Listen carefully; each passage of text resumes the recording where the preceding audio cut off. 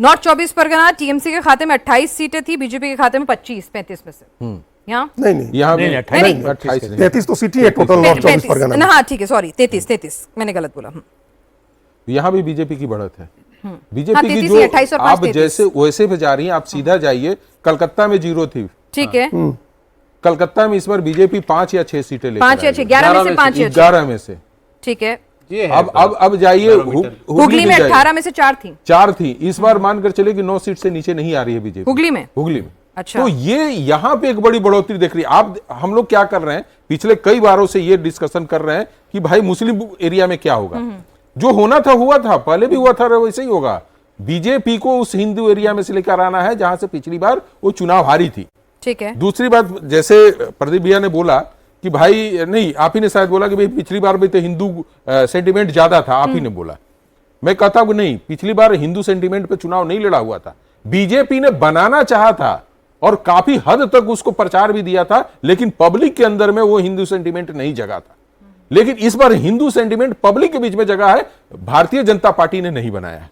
देवेंद्र, ये चीजें हैं। नहीं, इस बार जो मुझे समझ में आ रहा था कि डोमिनेंट फैक्टर ज्यादा रहा कि हिंदुत्व के हिसाब से बात कर ले तो पिछले चुनाव में भी जैसा था, इस बार भी वैसा था। परिवर्तन वाली बात खूब समझ में आई है, और अगर परिवर्तन की बात जब एक बार समझ में आती है तो धर्म विशेष को अगर छोड़ दें, क्योंकि उनको इस फैक्टर से मतलब नहीं रहता है, वो अपना अलग लाइनिंग रहती है। अन्यथा ये नहीं हो सकता है कि बंगाल के एक जिले के लोग मौजूदा शासन से नाराज हों, उनमें बदलाव चाह रहे हो, परिवर्तन चाह रहे हो, और दूसरे जिले में ना चाह रहे हो। वो यूजुअली आप देखेंगे कि एक बार परिवर्तन वाली जब बयार बहती है ना, तो फिर क्रॉस स्टेट बहती है। सिर्फ धर्म वाले पोर्शन को अगर आप अलग कर दे तो मुस्लिम वोट के हिसाब से निश्चित तौर पर उनको परिवर्तन नहीं चाहिए था। अन्यथा अगर आप देखें तो ज़्यादा वोकल नज़र आता था और वो परिवर्तन वाली बात, बदलाव वाली बात। और अगर इस तरह के आंकड़े आएंगे तो उसमें सबसे अहम रोल वही रहेगा, जैसे मैंने पहले भी आपको बताया था कि जानबूझकर वैसे इश्यूज को बीजेपी ने उठाया जो सीधे सीधे गवर्नेंस से जुड़े हुए थे, क्योंकि बंगाल का जो भद्रलोक है वो कम्युनल पॉलिटिक्स को बिल्कुल यकीन नहीं करता। भले ही कितना भी धार्मिक हो, लेकिन राजनीति में धर्म के इस्तेमाल को गलत मानता था। उसमें वहाँ पर इरोजन करना था टीएमसी के वोट बैंक में, उस काम को बीजेपी ने किया।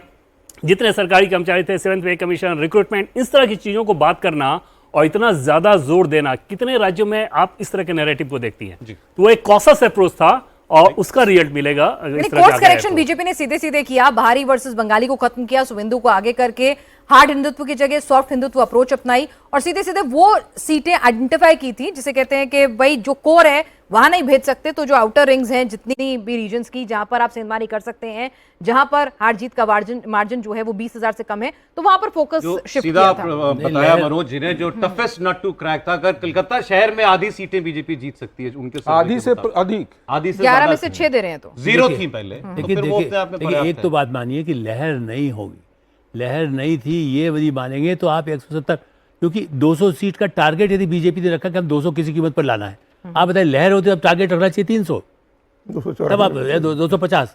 आप ये बताइए लहर सीटें जो बिल्कुल ऐसा कैंडिडेट आपने ऐसे कैंडिडेट रखे कुछ जगह पर जिनको कोई पहचानने को तैयार नहीं था, कई लोगों से जब लोग रिपोर्टर घूम रहा था, उन इलाकों में तो नहीं जीत सकती ना।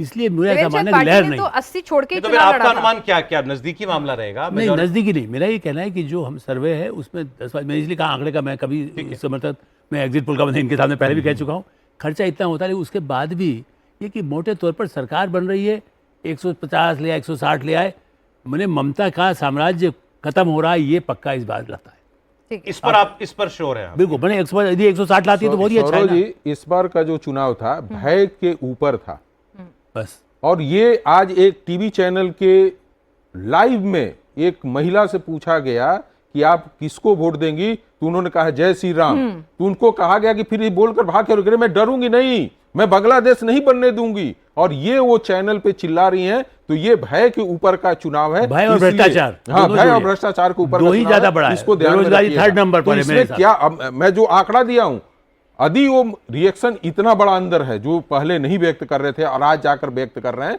तो इसका कुछ भी रिजल्ट हो सकता है, मैं भी गलत हो सकता हूं, उससे बहुत ज्यादा।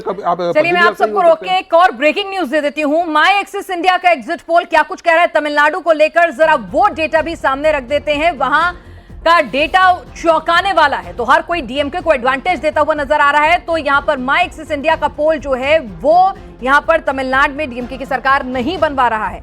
डेटा हमारे साथ आ रहा है, तो वहां पर आपको बता दें कि टीवीके की सरकार, अगर मैं सौरभ गलत नहीं हूं, शायद बनवा रहा है my Axis India. Let me just check once again. हाँ, एक बार देखना पड़ेगा।